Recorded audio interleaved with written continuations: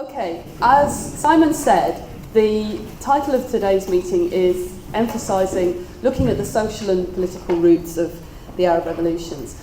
And although obviously I will talk quite a lot about Egypt, I'm going to also bring in examples from around the region, and I'm going to try and explain in particular with reference to Egypt, Tunisia and Syria, how it is that social and political factors were interwoven in creating a revolutionary situation. Now, for many mainstream commentators in the mainstream media and in academia, the revolutions that started in 2011 in the Arab world came as something of a surprise. The people who were the most fervent champions of neoliberalism, for example, the supporters of the World Bank and the IMF's policies in the region, were surprised that people rose up in fury at the dictators who had imposed these policies.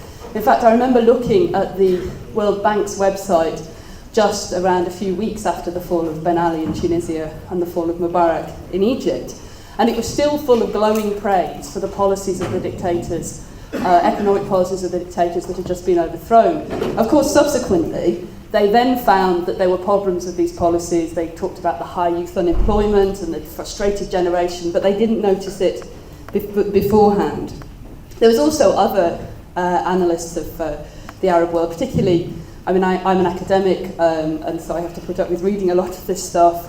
Many people who were surprised again that ordinary people could take their lives in their hands and mobilise in millions to overthrow authoritarian regimes, or at least attempt to overthrow authoritarian regimes. And incidentally, actually, I think that this failure to understand the social and political roots of the revolution also helps explain why people became so obsessed with technological explanations, like it's a Facebook revolution, it's a Twitter revolution, and so on and so forth. What I'm going to argue here is that we actually have to seek explanations for the development of a revolutionary situation, which combines two things. Firstly, the relationship between social and political struggles before the revolution, and also the relationship between crisis and change from above, within the regimes themselves, and resistance from below.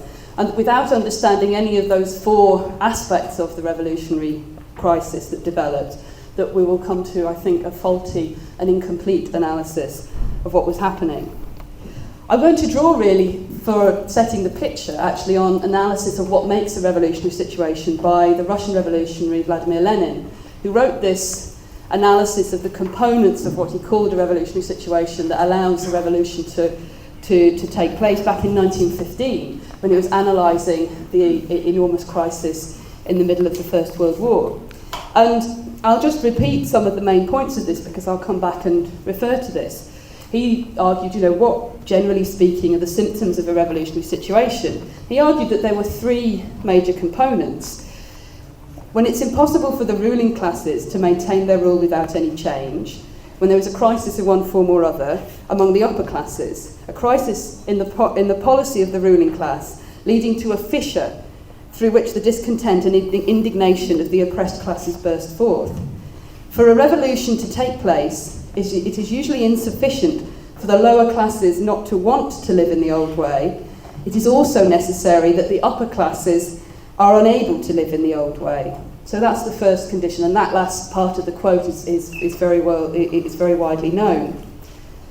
And he then comes on to the second point, that when the suffering and want of the oppressed classes have grown more acute than usual, that there is a real sense of the intensification of their suffering and their need. And the third point, as a consequence of the above causes, there is a considerable increase in the activity of the masses, who, in turbulent times, are drawn both by the circumstances of the crisis and by the upper classes themselves into independent historical action. In other words, it's not merely suffering that's enough, there also has to be struggle, there has to be independent action from below that allows these combination of factors to create a revolutionary situation. So I want to apply some of these insights to the situation in the Arab world before the revolutions of 2011 in order to try and come to a better understanding of the dynamics of the revolution itself.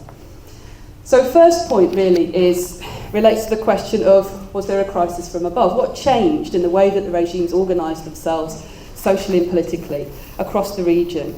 And I think it's the way that I would interpret this idea of a change from above is not in the sense of necessarily a sudden crisis or collapse of a government or something that in the immediate years preceding the revolution, but actually a very long-term process of the breakdown and partial fragmentation of the old way in which the regimes that emerged in the region in the 1940s and 1950s and 1960s had run society, and its replacement by a new set of ruling class policies and practices which comes under the banner really of neoliberalism. So in order to understand the difference that neoliberal policies made to the region, I think we have to start really with an explanation of what it was that they were, how this was a difference, this was a change to the old way of running things. And this involves understanding the meaning of the way in which regimes like those set up by Gamal Abdel Nasser in Egypt, by Bourguiba in Tunisia, by Assad in Syria, and a whole range of different countries around the region.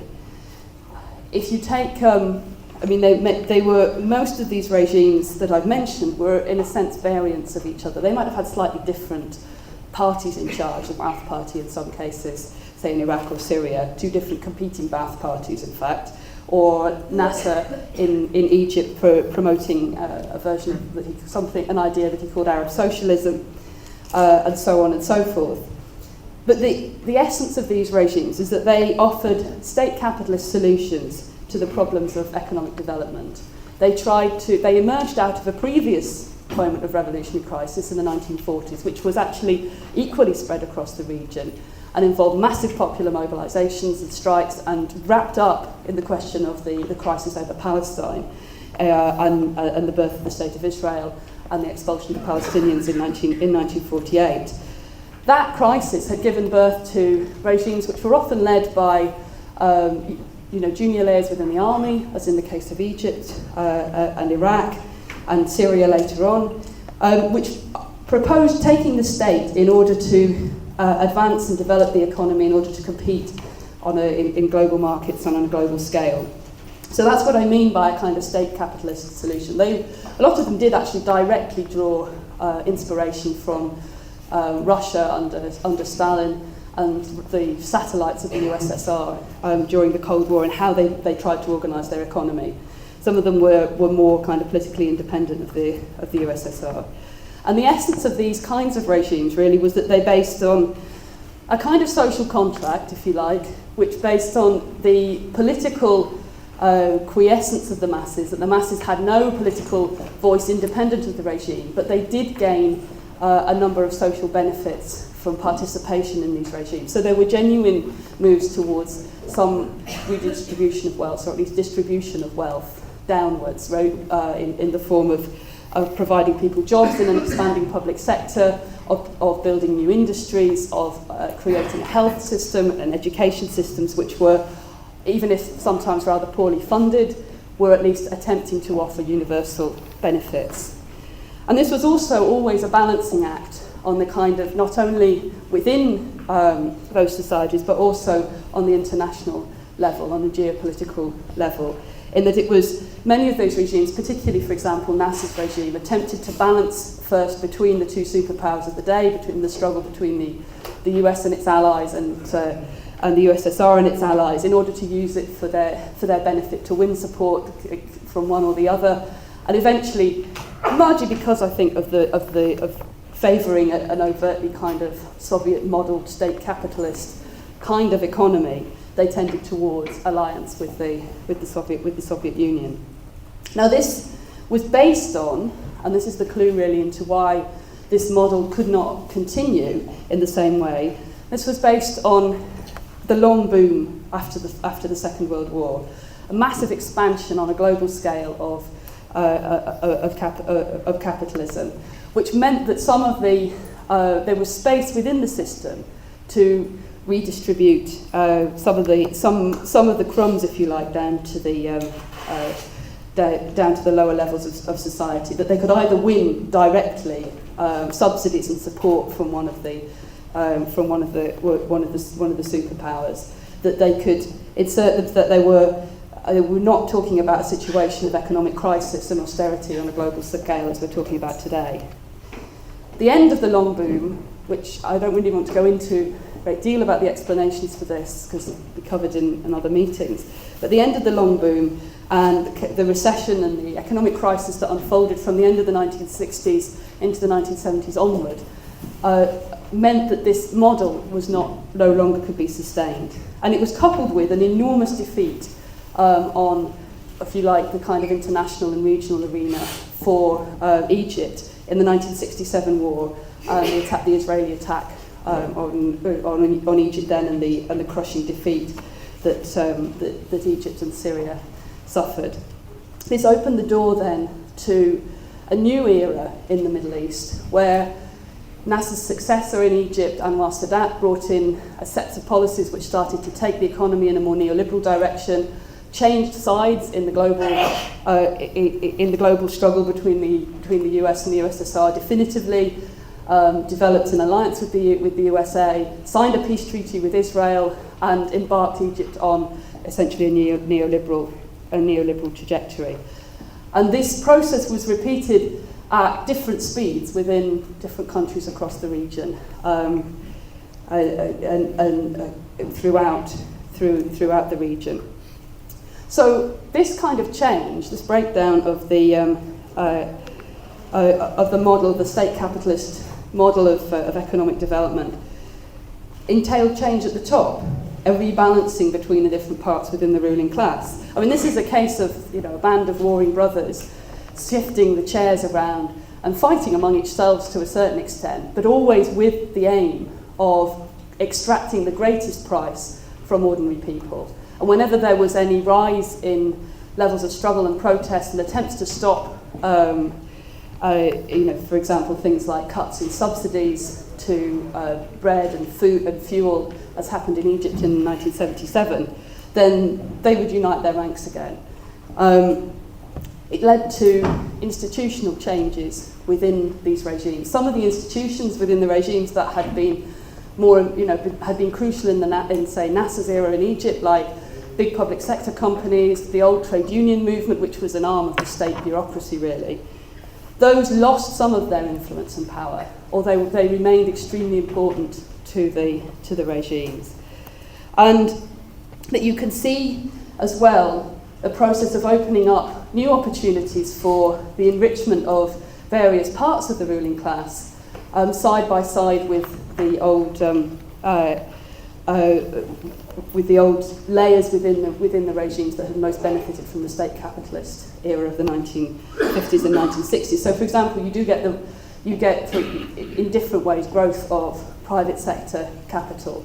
Generally, the private sector capital that emerges in all of these countries is intimately connected with the old regimes. It is not the case in the East that you have the state withdrawing from a pivotal role in the economy. Actually, it's more that the state is acting to facilitate capital accumulation by slightly different groups within the ruling class. So, provided opportunities for kinds of investment, maintaining stability in the sense of repression of workers and others who might challenge this process.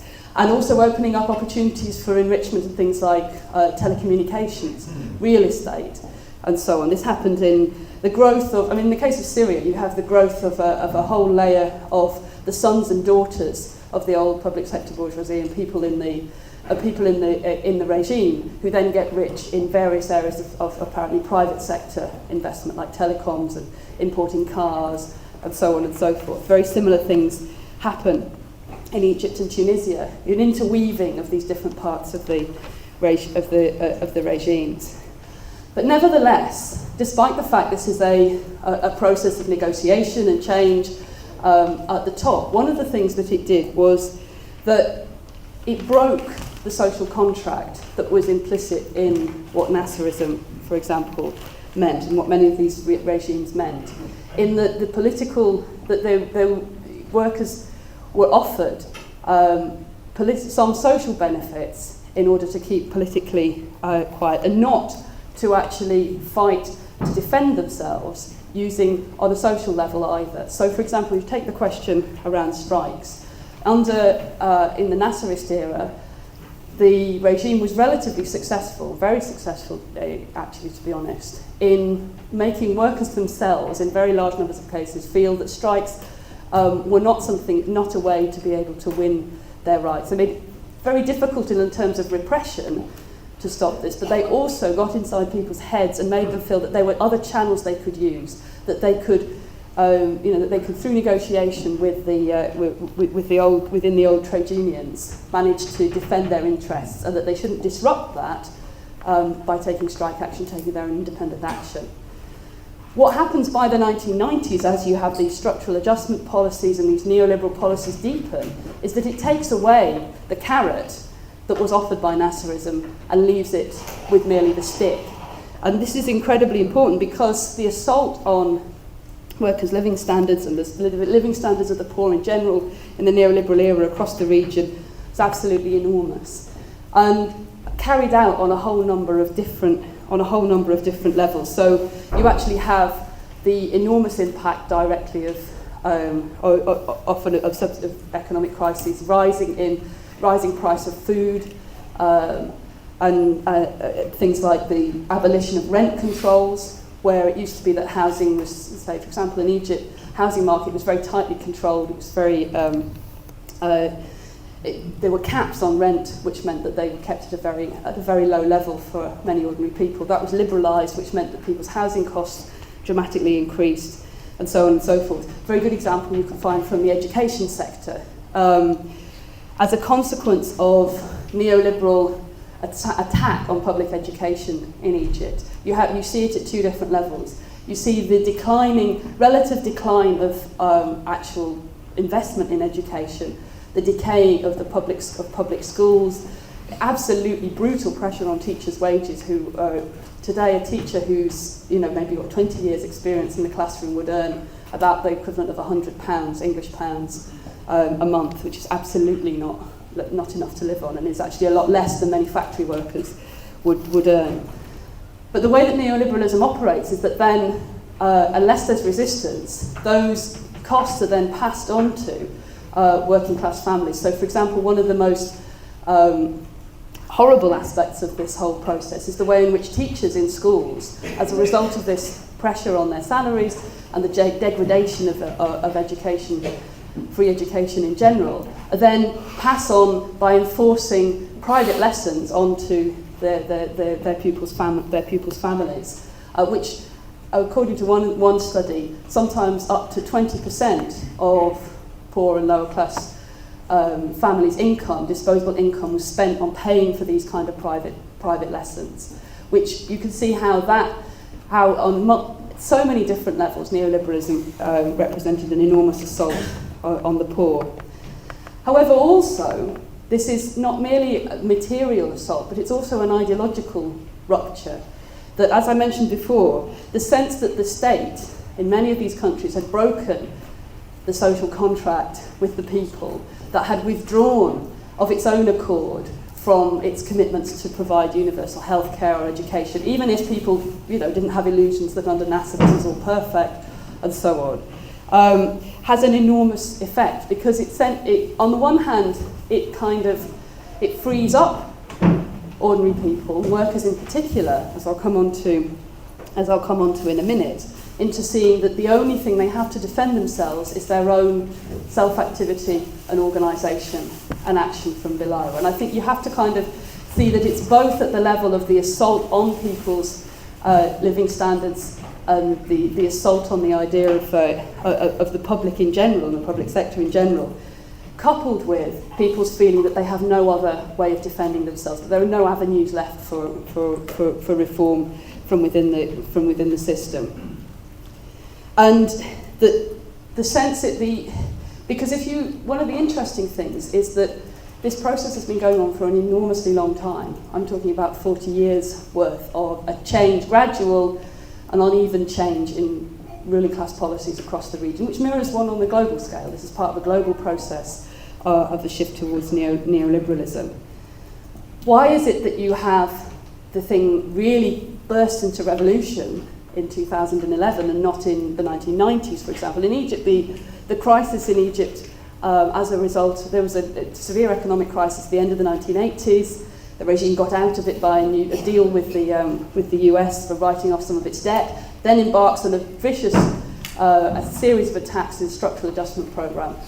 There were, in fact, a number of big strikes by workers, particularly textile workers in Kafr Dawar, which is near Alexandria, a massive insurrection localised to one of the big mills there. Why did that not burst forward into a much wider revolutionary crisis? I think that there were a number of things that were missing at that stage, which then came into play at later stages in the around more than 10, 15 years later. One of which is that at an ideological level, the main opposition at this point to the Mubarak regime was Islamist, and was concentrated, in fact, on a strategy of armed struggle against the regime.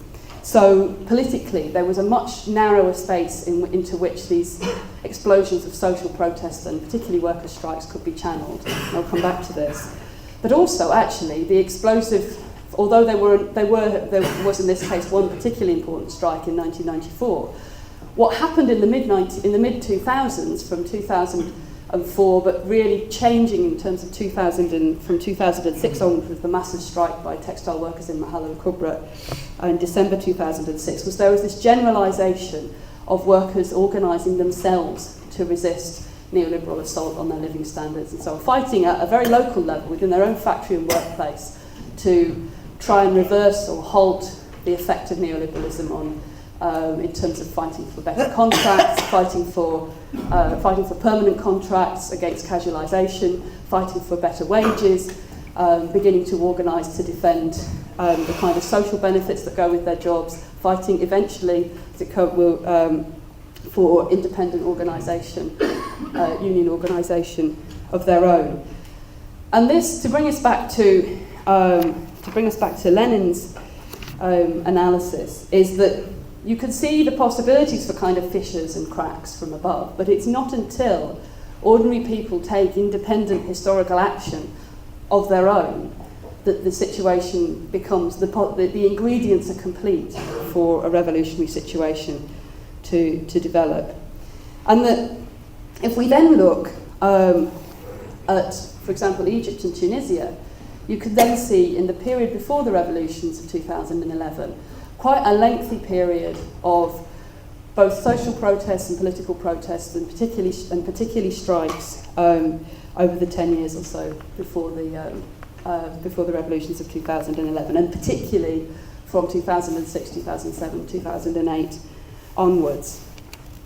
So this begins to then raise questions, I think, about what is the relationship between the social and political struggles. And here I want to kind of put forward some ideas about how it's the interaction between social and political struggles that is crucial to understanding what's going on in the revolutionary crisis that develops in 2011 and still continues to develop.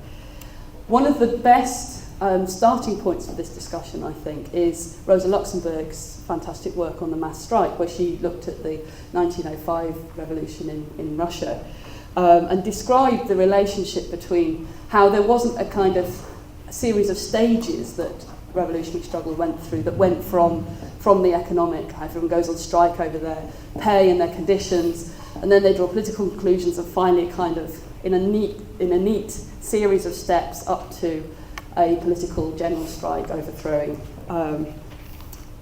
the regime.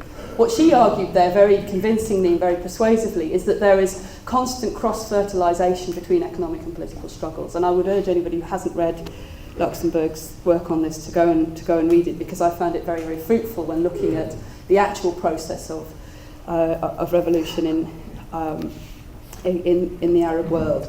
She talks about a dynamic of what she calls reciprocal action, where there is literally people will look at the gains that are made in one arena around political demands, and then think we want to go back and apply that in terms of raising our demands about raising our living standards, fighting for better pay and conditions and so on. And that then feeds into another level of layer of mobilisation at a higher level.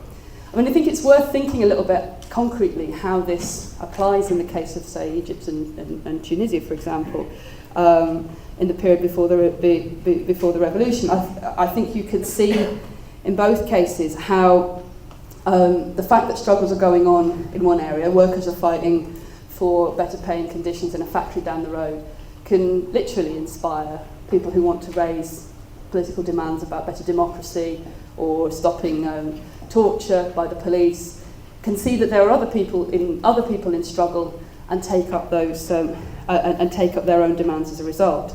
There's also, and I think this is very important, the sense that the regime fighting on too many fronts at once. I mean, I've often wondered why it was that, for example, in the crucial strike in Mahalla in 2006, in a break with how the Mubarak regime had dealt with workers' strikes on this scale in the past, instead of sending armoured cars in and the armoured police in to go and smash the strike, they actually sent people to negotiate with the workers and negotiated a settlement to the strike which gave in to the workers.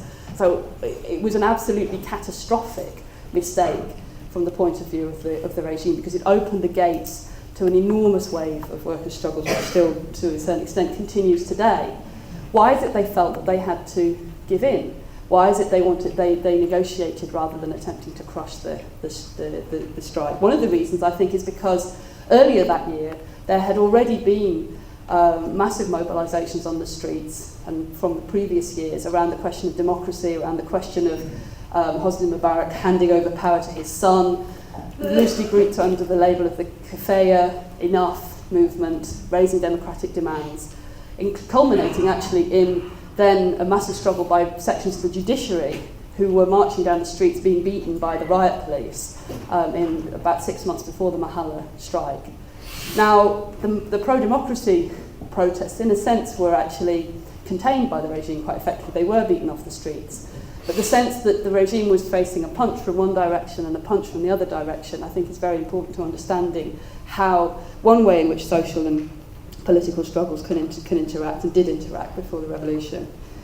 Then there's the question of whether there's progress, whether people go from one set of localised demands related to their factory, relating to their local area, to more generalised questions. And again, I think you can see this in the case of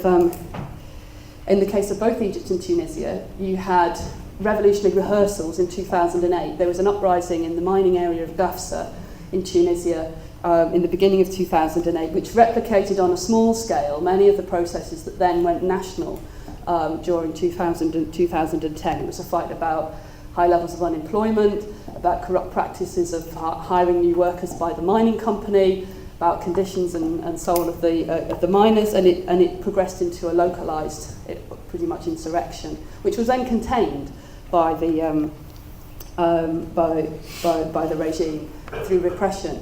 But then those demands were taken up again 2 years later. In the case of Egypt, you had a process whereby, but in 2008, around the Mahalla textile workers again raised a demand for a national minimum wage, a rise in the national minimum wage, which was far beyond the question of fighting for their own pay and conditions, but actually them putting forward demands that were about that would have benefited the working class as a whole and wide layers of the poor in Egypt beyond that. And that was the first time also that you had kind of concrete attempt to bring together some of the kind of pro-democracy activism, the young activists, particularly on the campuses, and the sort of youth movements, concretely in solidarity with that demand, calling for a general strike on the 6th of April 2008. The 6th of April youth movement, which is an important revolutionary youth movement in Egypt today, as you might guess, not only takes its name from the 6th of April general strike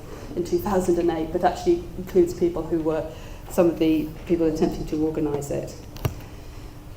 So again, you can see a relationship between the social and political struggles there. There is a question, though, which I think is, you could see in terms of the, in a sense, the lack of this in the pre-revolutionary period, and it's still very difficult to kind of see this happening in practice, is the question of where you actually see a fusion of social and political struggles. And that where, for example, workers using their power as workers in the workplace through strikes in order to advance explicitly political demands against the regimes. And likewise, that you have, in terms of, say, mobilisations for democracy and political change, taking up in a concrete and serious way the social, the social demands of workers and the poor. That this is, in a sense, one of the limitations, actually, of Rosa Luxemburg's analysis in the mass strike, is that she doesn't actually consider, even from the 1905 revolution, the points at which the social and political struggle fused into new weapons and new modes of mobilisation and new forms of organisation led by the working class, particularly in terms of the development of the Workers' Council of the Soviet in St. Petersburg in 1905. This is an important question because up until now, most of what we've seen is a kind of pendulum movement between social and economic struggles, and to a certain extent they're kind of interlacing rather than their fusion. However, and this is kind of really coming towards the end of what I want to talk about here, the points at which the social and political struggles have been closest, have opened up the possibilities of their genuine fusion, are actually the decisive moments in the road towards revolution in 2011 and after, in fact. And that this is, I think, a really important point.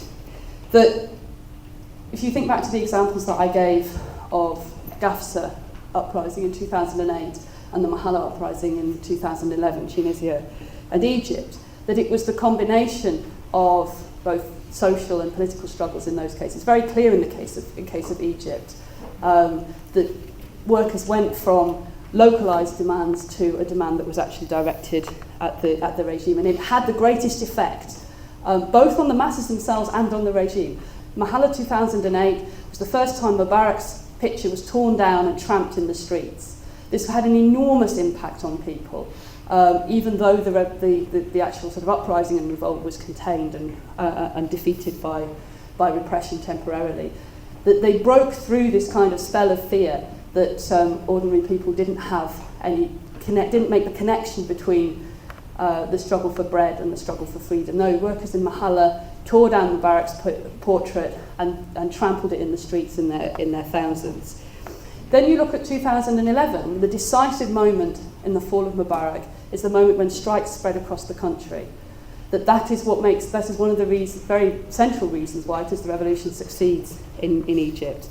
Or look at 2013, just 2 weeks ago, that the intervention, I would argue that the intervention of the army very swiftly to remove Morsi is precisely because they saw the possibilities of the same thing happening, and actually potentially on a much deeper scale. That the wave of strikes and social protests combining with the rebel campaign, or showing the potential for combining with the rebel campaign into, again, practically an uprising in Mahalla against Morsi, with local government workers occupying some of the town halls around the country to throw out Muslim Brotherhood governors in collaboration with demonstrators in the streets, raising this, the rail workers threatening to strike, the bus drivers in Cairo organising for a strike.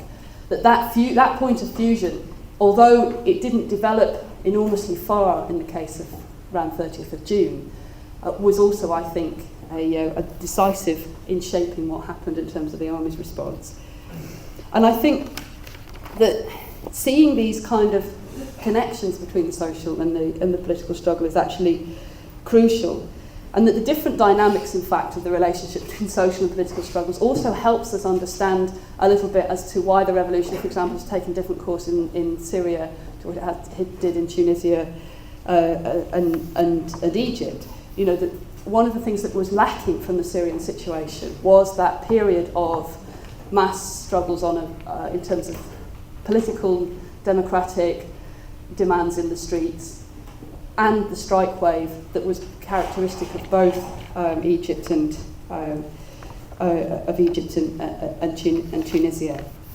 And I mean, this is something that we can bring out and perhaps discuss more in the discussion. I also want to emphasise that when we talk about social struggles, we are talking the organised working class has to be at the heart of this, and it is actually not just fighting back against, say, price rises in the streets or cuts and so on in the form of street mobilisations or other kinds of popular struggle, but actually workers' struggles in the workplace that makes the decisive point. Just one final point before I finish, which is I think that this then raises important questions for us of what are we trying to do in relation to this? That what are we trying? Are we just going to be swept along with the flood of these intertwined social and political processes? I'd argue that the experience of the pre-revolutionary period in Egypt actually underlines the importance of building revolutionary organisation that's capable of acting at the intersection between social and political struggles, and in particular embeds within the working class, in factories and offices, and it's people who are capable of organising on that conjuncture between social and political. And again, there are other meetings where this has been discussed, but I think Lenin's again came up with a very important contribution to this when he talked about the importance of revolutionary socialist activists who could combine in themselves the social and the economic, the social and the political aspects of the struggle, who would not merely be the trade union secretaries who would fight over the pay and conditions and so on, but would also be the tribunes of the oppressed who would organise and turn that fusion between social and political into reality.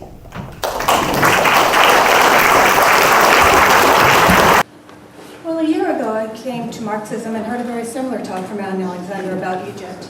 And my comrade at the time of the Spartacus League got up and spoke and made some very critical comments about the SWP support to Morsi. And at that time she read from the June 16 newspaper, The Socialist Worker, in which Anne Alexander wrote, "Voting for Morsi against Shafiq is an important step in building a revolutionary movement beyond the elections." So our comrade condemned you for this. Your comrades defended this position, as you've done consistently until you decided to disappear it, calling it basically a basic tactic, critical support, which is indeed a tactic of Leninists, but never one applied to bourgeois candidates, period. This is a question of principle which the SWP has consistently glided over. Never mind the fact that beyond being a bourgeois candidate, that the idea that the Muslim Brotherhood could potentially ever be part of any kind of revolution, Morsi, any kind of revolution, is completely ridiculous and criminal. This is an organization which is dedicated in complete opposition to the interests of women, Coptic Christians, the working class, and your own members, some of whom have been shot by the Muslim Brotherhood police. So the essential task today is to try to cleave, to make the working class understand that its interests are in total opposition to those of the bourgeoisie. This is the essential task facing the working class today, and one which has been increasingly difficult to fight for today, particularly in the aftermath of the collapse of the Soviet Union, which has thrown back consciousness, not unlike, with, again, some thanks to the SWP, which cheered this fact. So it's time to draw some lessons. 3 years ago, the oppressed of Egypt fought heroically to overthrow Mubarak. They have fought, but all they have been given is another form of bourgeois capitalist rule. With Morsi out of the scene, this is all that is being presented today, another form of capitalist rule. The only answer is, again, to build a revolutionary workers' party dedicated to fighting for the interests of all of the oppressed, for the working class, for women, for Coptic Christians, in opposition to Islamic reaction and to all forms of bourgeois rule. And if you think that sounds like it makes a bit of sense after 3 years, maybe you should check out the Spartacus League. Thank you. Good afternoon, comrades. Can you hear me? Hello? Is that better? Okay. Yes, I mean, it's quite interesting how it would seem to me that there seems to be a problem with every single country that is around the Mediterranean right now. You can go, well, it doesn't quite extend as far as Morocco, although they have had some minor demonstrations in that country, but all the way round from Spain back to Spain again, there have been problems with the economies of all of the societies, whether they be Arab societies or European societies. There is a severe economic problem. There are also severe economic problems in Britain and the United States and large parts of Northern Europe too, which are apparent right now. And my contention is that the source of all of Egypt and Spain and Greece's problems can be put into a single word, and that word is China. In as far as, you mentioned the textile industry there. In Greece, the third biggest industry after tourism and shipping was the textile industry, but that has totally been decimated because of the cost of clothes that come from China, and lastly we see with the factory situation in Bangladesh, the undercutting of Asian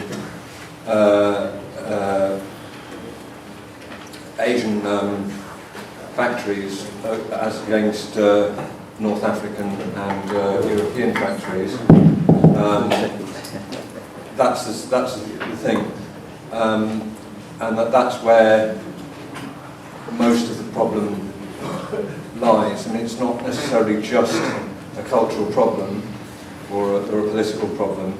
It's the inability of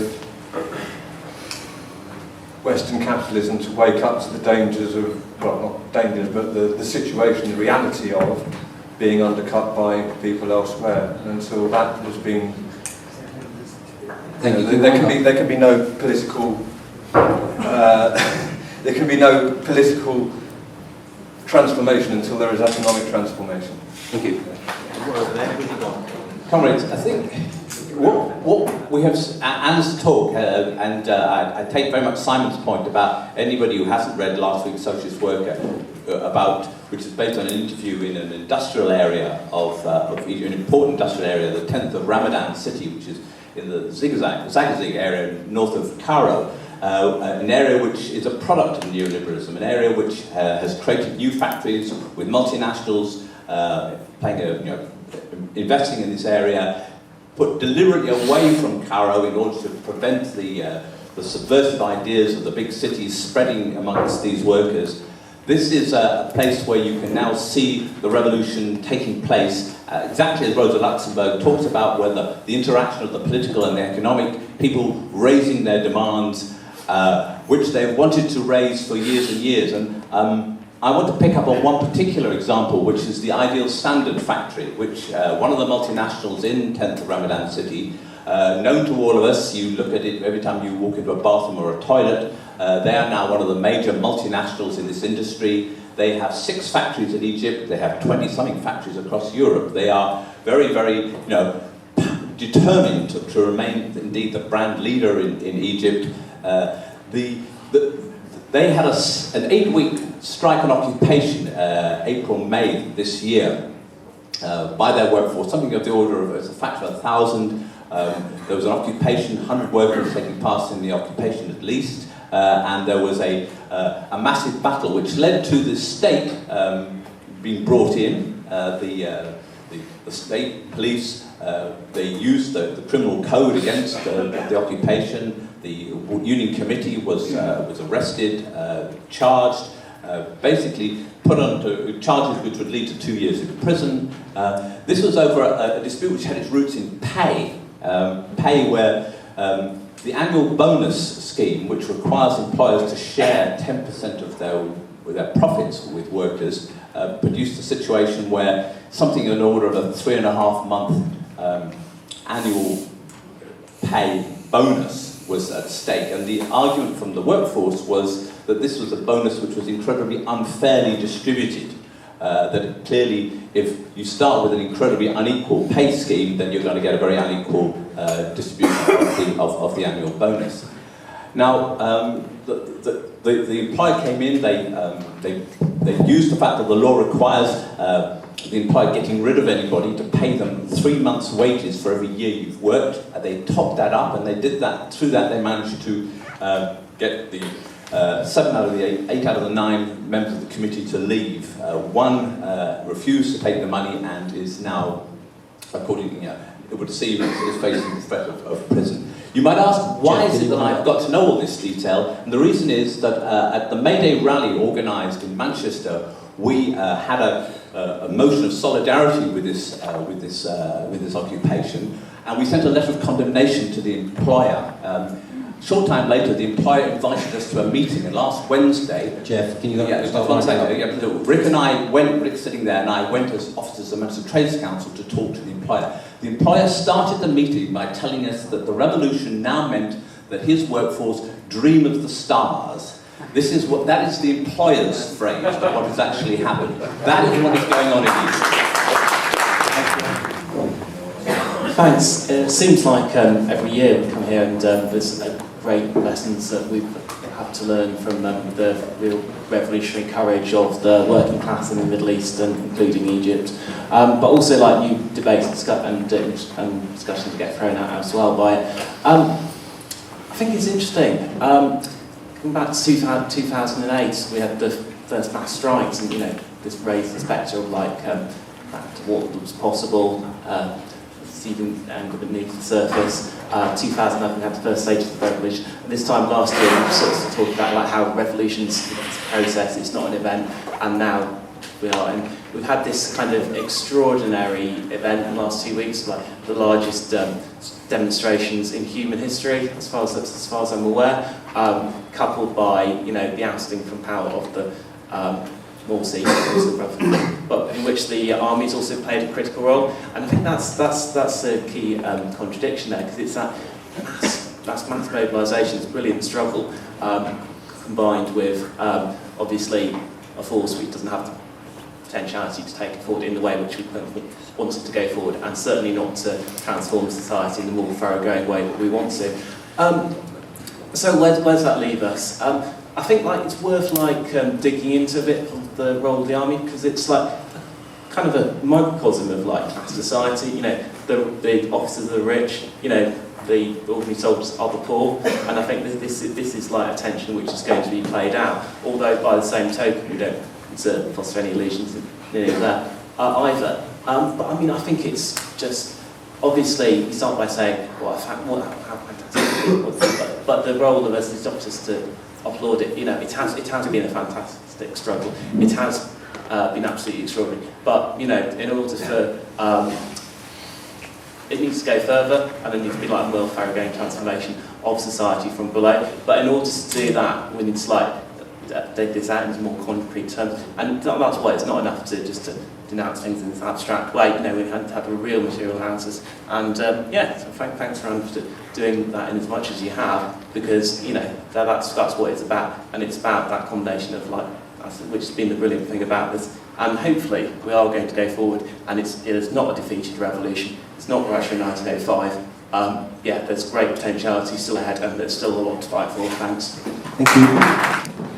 Yeah, comrades, we often hear, particularly in the last year since the election campaign with Morsi, that socialists never support bourgeois candidates. That this is a point of principle. It's not just that we hear it from our comrades in the Spartacist League, but we also hear it from others who suggest that this is completely unprincipled, and certainly something that has no place in the Bolshevik tradition. This is absolute nonsense for anyone who actually studies the history of the revolutionary movement. Don't take my word for it. I'm going to read to you from a guy called Vladimir Lenin in his left-wing communism.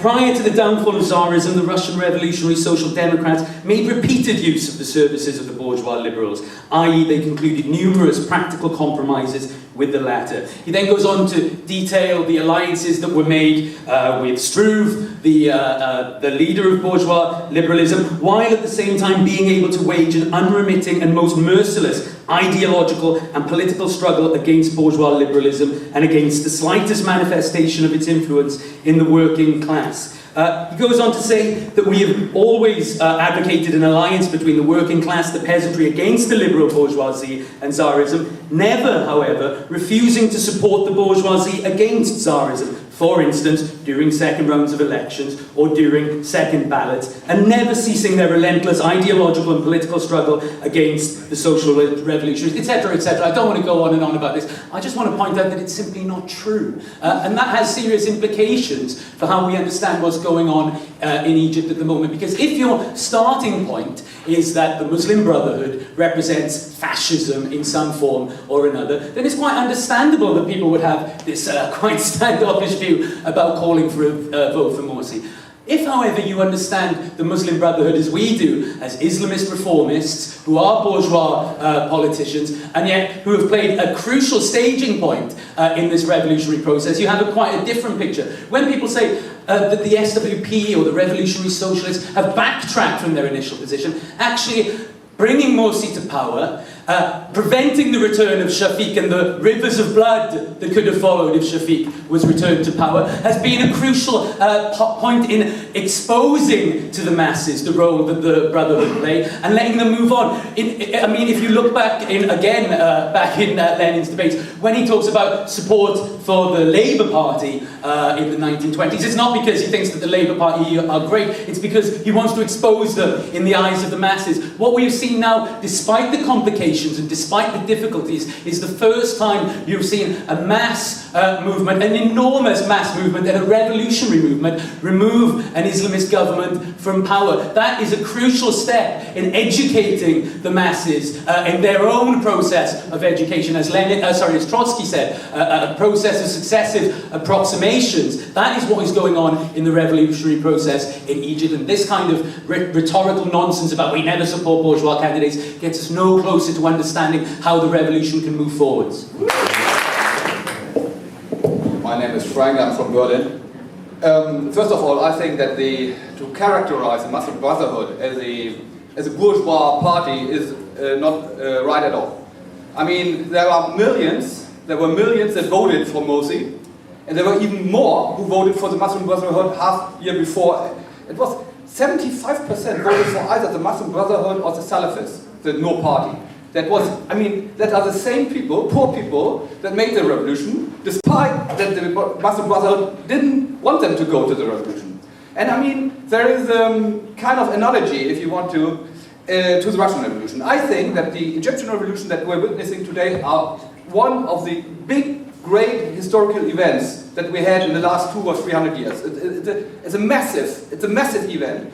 And so I think the analogy is right. So what did you have in the Russian Revolution? You had a big party, which is not known anymore, which is called the Social Revolutionary Party.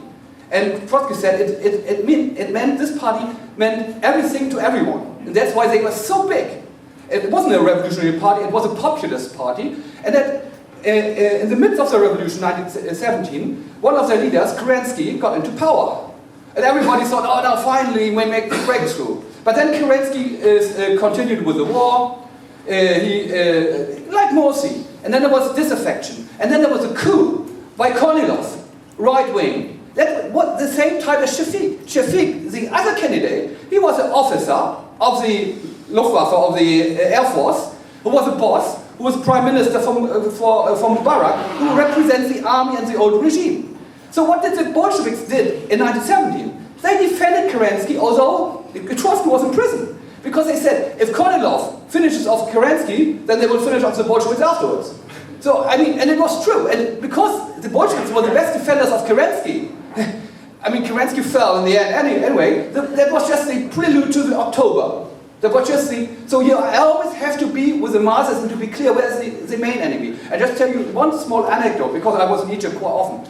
We've been in last September, we've been there, and we were struck by this immense wave of strikes. And you just walk around Tahrir Square, then there's a picket here, picket there, hunger strike there, on everything, And then a group of men came, bearded men, delegation, and I was together with some women comrades, and we were thinking, what are they? They was directly storming to us with the one with the camera, and we thought, what will they do? And then it turned out they saw a camera that was started to talk because it was a delegation of metalworks. They were metal workers, with beards like this. Maybe voted for the Noor party, the Salafist party, but they went there for protesting.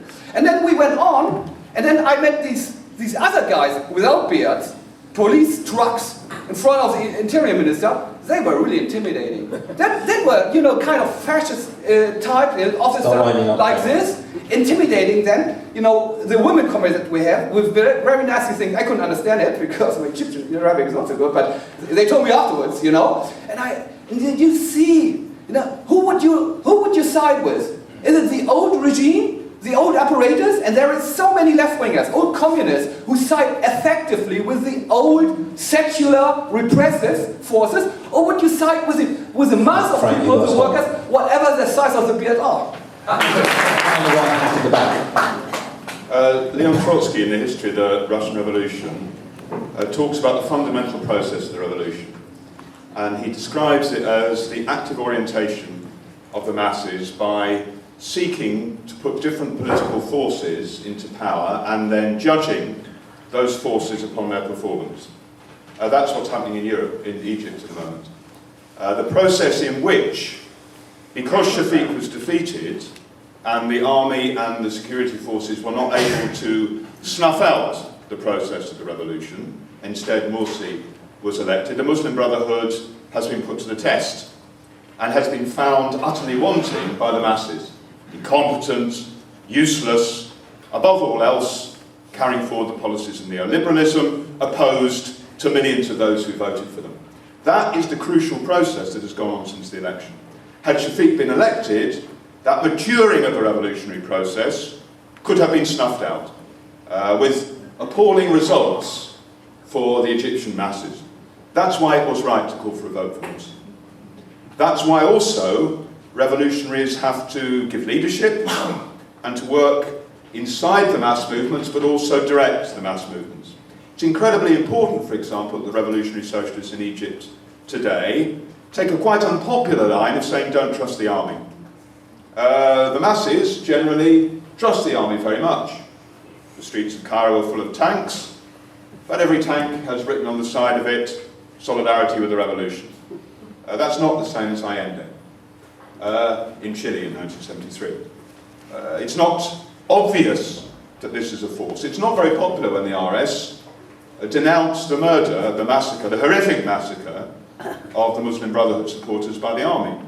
It's not popular to do that, but they're right to do it. Sometimes they get their papers ripped up. Sometimes they get their leaflets rejected. It's difficult to do that. But it's necessary to do that in order to give leadership inside the maturing working class movement. You need both the material lessons from reality of what the Muslim Brotherhood are like, and then you need to be able to take sometimes unpopular positions in order to achieve a higher unity at a later stage. My final point is this. Anne spoke about how the shattering of the Nasserite social contract was partly about the crisis, the economic crisis. It was no longer possible to maintain it in the same way as it had been in the 1950s. This is a very important understanding. The Egyptian revolution is taking place against the background of a global economic crisis. This constrains massively the capacity for reform of both the local bourgeoisie and the international bourgeoisie. In the Indonesian revolution, 2 decades ago, it was possible for the world capitalist class to pour money into Indonesia to still the process of resistance from below. Nobody is going to do that on the scale required in Egypt now. That is an extremely important understanding, and it means that the process is still continuing as long as there are the political forces which can play a role of giving leadership towards genuine social transformation. I'm Baba Aye, a member of the Socialist Workers League Nigeria.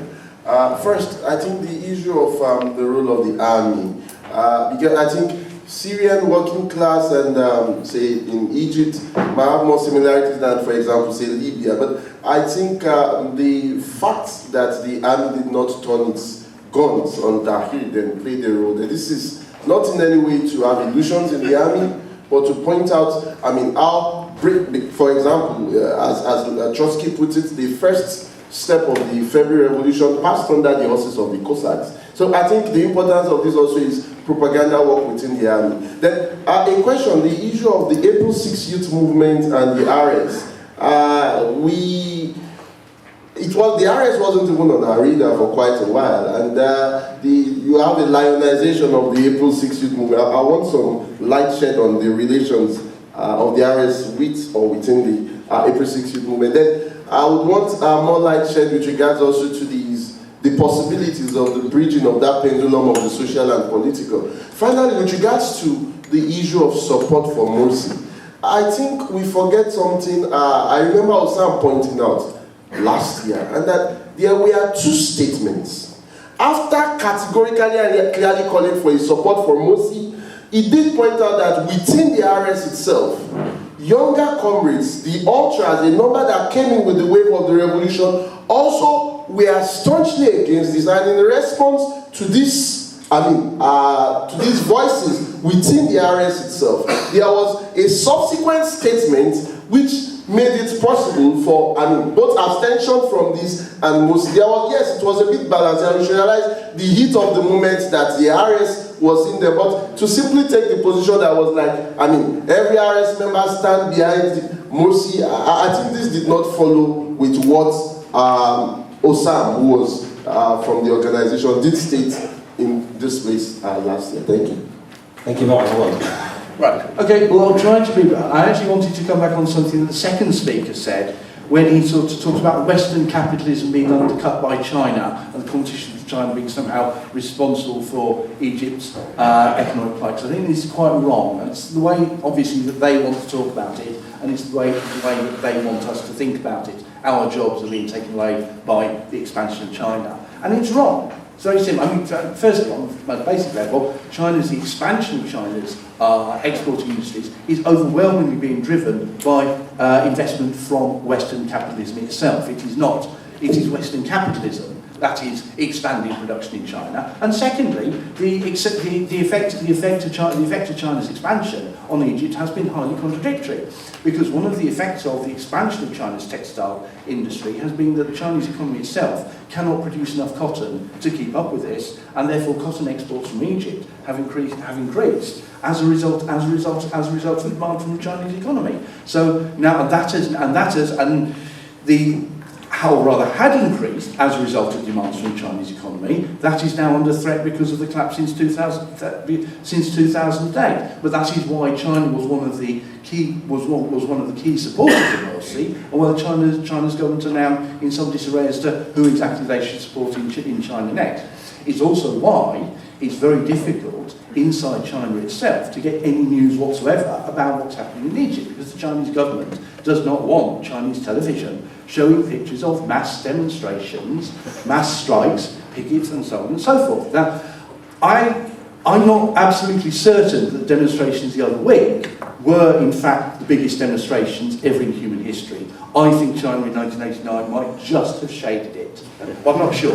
But it's close. But one of the reasons that the Chinese rulers do not want pictures of that stuff in China, one of the reasons is that there are going to be people in China who would hear that as a challenge.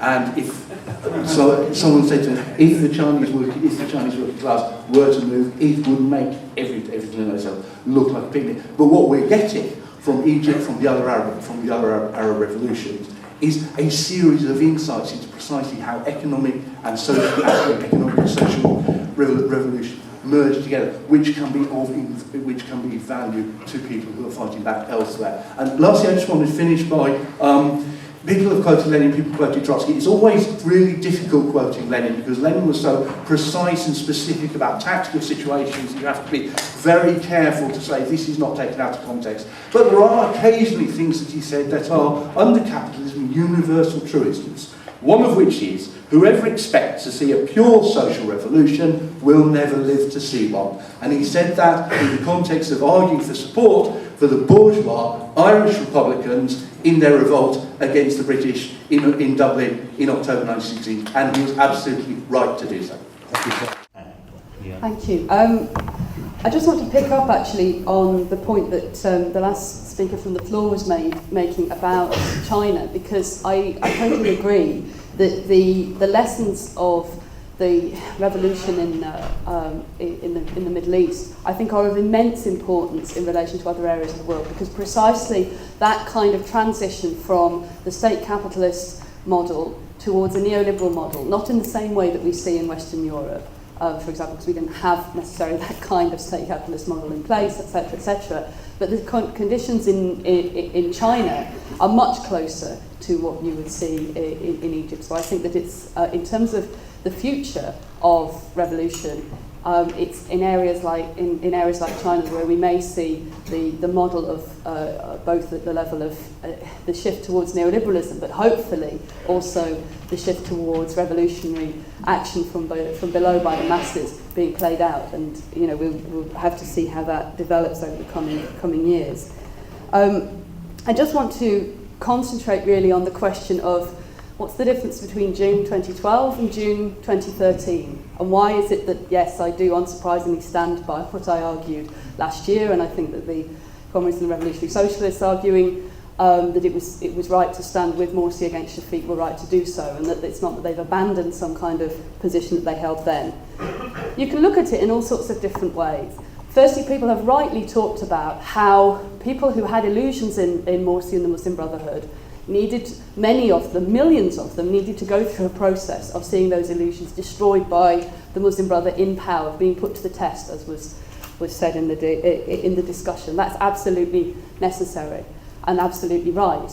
It's also the case that actually the concrete balance of forces in terms of where the mass movement was on the street, levels of strikes, levels of protests, and the very fine balances between the revolutionary movement or the revolutionary masses and the old regime and the parties like the Brotherhood and so on, was very different in June 2012. I happened to be in Egypt at the beginning of June 2012 and in 2013. In 2012, I was there at the moment when there was a massive explosion of protest over the fact that the first round of the presidential elections had taken place and that the top two candidates were Morsi and Shafiq, and that Hamdi and Sabahi and Abdul Manam al-Fatouh, who were the two much more revolutionary mainstream candidates, if you like. Hamdi and Sabahi is a Nasserist, Abdul Fatouh is somebody who left the Brotherhood in a more working with layers of Muslim Brotherhood youth and some people who are liberal background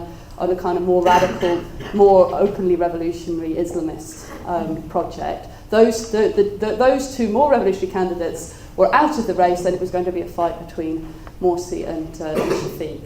And I was in Tahrir at the time when there were enormous protests and a wave of demonstrations and so on. But actually, if you looked at what happened by the end of that week, those have petered out. At the point when the army, the next week, started making moves, bringing in the military police, saying the military police could arrest civilians, making moves against the parliament, making moves, which actually, I remember looking at the time thinking looks really frighteningly like moves towards a military coup. The streets were empty at that point. Now, no doubt, if they had moved for a military coup, there would have been resistance and so on.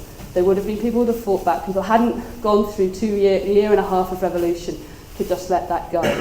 But the most dangerous thing about the situation is that a large portion of the masses would have given legitimacy to Shafiq, to the candidate of the old regime, through the ballot box, and that would have caused enormous confusion.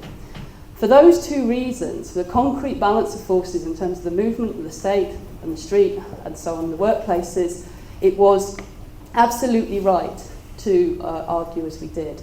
And it was borne out in practice. What happened immediately that Morsi took power was the enormous wave of strikes again. Mahalla led the way. massive wave textile strikes, strikes in the transport industry, building up again to a crescendo. And then to come back to what's the difference with June 2013, again, we have to understand the relationship between the mass movement from below and what the army is doing. Yes, the army has emerged as being able to ride on the back of a mass movement and is still a very important, decisive actor in the picture, because there is no, unfortunately, no revolutionary alternative which is able to channel the anger and the energy of the masses. But in terms of independent historical action, it was ordinary people in their millions who brought Morsi down, not some plot by generals in Cairo. The generals in Cairo intervened in order to preempt a further deepening of the revolution. I was there at the beginning of June this year, and you could see already that there were millions of people mobilising around the rebel signature campaign, but also around social and economic demands, on a scale which was at an unbelievably high level. It was their action, their organisation. I mean, for example, take the rebel campaign of signatures. People forget this. People think Egypt's revolution is a lot of it about Twitter and Facebook and so on. This is a petition. They did what the Chartists did in the 1840s. They went round, millions of people signed it on paper, including many. I've seen lots of photos of people signing it with their thumbprints because they can't sign their names because they're illiterate. It reached into areas of the population that had never, many of whom had never participated, even yet, in the revolutionary process. It destroyed the Brotherhood's base in the countryside, or it was an expression, more accurately, of the destruction of some of the Brotherhood's base in some of the provinces and the countryside areas, where the combination of their utter failure in power and the possibility of independent organisation of revolutionary mobilisation from below created the events of June the 30th. Now, this is a situation which is fraught with both promise and danger. The promise, and I'm still incredibly hopeful about the future of the Egyptian revolution, that the scale of mobilisation from below and the level of social struggle and political struggle there, and the way in which ordinary people have learnt to organise themselves, which is very difficult to imagine until you see it firsthand, that gives me enormous hope and confidence for the future, not just of Egypt, but actually for the future of humanity.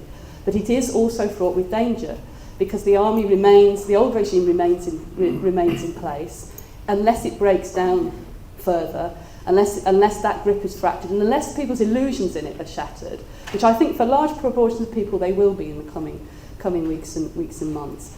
Then the danger is that, having destroyed the only kind of bourgeois force that's capable of absorbing the energy of the masses, as Alex Callinicos was saying yesterday, that the only alternative then appears to be to put your trust in the army. This is why the struggle to build revolutionary organisation, which is, as I was saying before, unites and combines the social and political aspects of the struggle, people who can act on both dimensions of the struggle at the same time, who can be there in the workplaces, at the factory gates, in the offices, at the point when it matters, agitating for a strike, agitating for workers to use their collective power at the point of production. That is absolutely crucial task, and I'm very proud of the work that comrades in the Revolutionary Socialists have been doing in order to try and bring that a step closer to reality. Thank you.